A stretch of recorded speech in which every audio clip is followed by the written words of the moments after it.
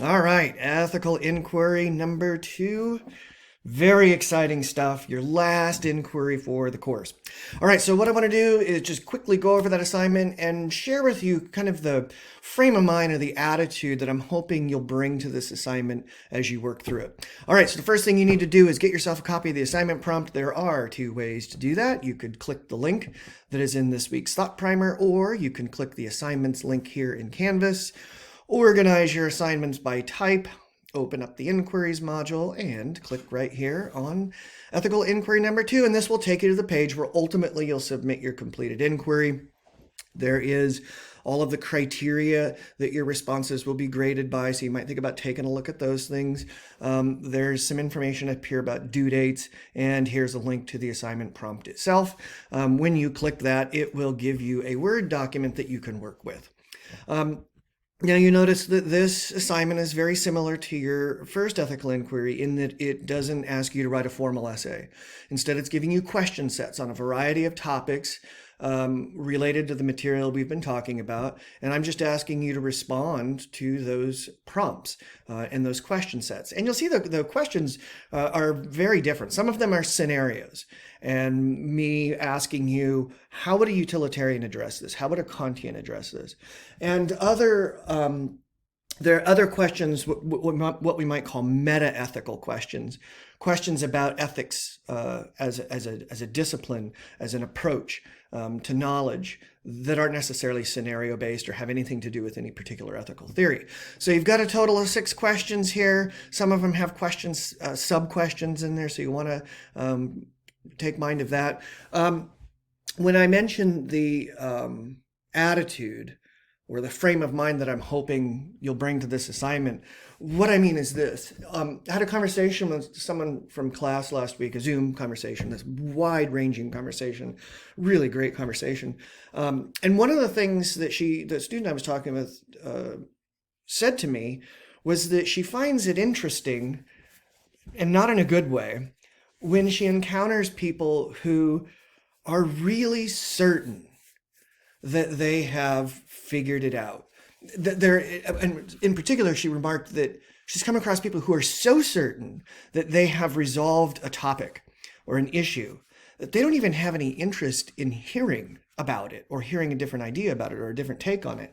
And can actually, as she said, be offended that somebody would raise a question as if it's settled. And in fact, one of the specific examples she gave was, she said, I'm so tired of this phrase, the science is settled.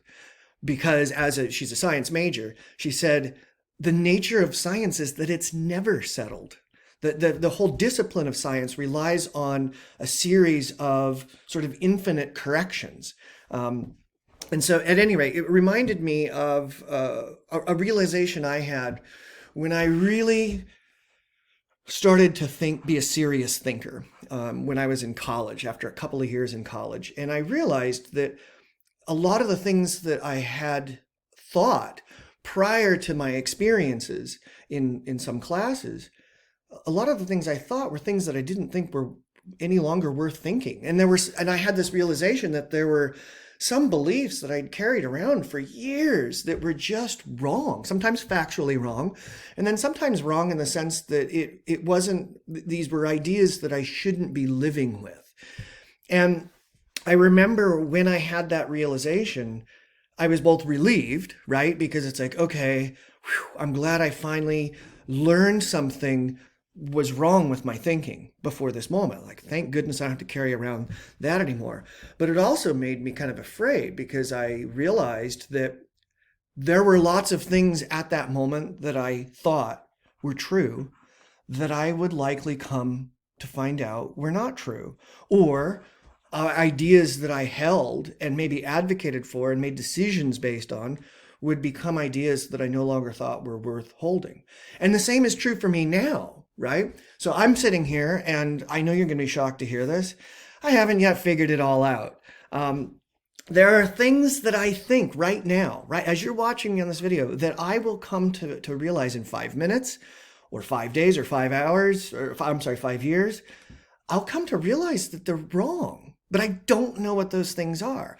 There are beliefs and attitudes towards things that I hold right now that I may come to really regret. And yet I don't know what those things are. I know they're there because if they weren't, that would imply that I'm perfect, and I'm far from that. So what are those things? And if you think too long about that, it can start to drive you a little batty. But I'm mentioning all of this because that's kind of the frame of mind or the attitude that I'm hoping you'll kind of have as you bring to this assignment. And what I mean is this specifically. When I look to have conversations with other people, I look to read things in hopes that I'll discover new ideas, new ways of thinking about things, or corrections to my thinking. And I really value when somebody says to me, like, "Can you explain to me how you arrived at that conclusion?" Because sometimes I get to I get stumped, and I'll be like, I don't know. This is the way I've thought about it, but I've never pushed myself very far. When you don't have conversation partners like that, you got to do your digging yourself. And that's kind of how I'm thinking about this ethical inquiry for you. As I've indicated to you before, I don't care what you think. I'm interested in your positions just because I'm interested in what people think generally, but I don't have any interest in it in the sense that I want you to think a particular thing. I'm much more interested in how you got to the conclusions that you've gotten to. And I offer you this inquiry as an opportunity to delve into some questions that will cause you to arrive at conclusions and explain how you got there. And my hope is that in the process of doing that with this inquiry, you'll gain some clarity about why you think the things that you do as it relates to our class and ethics.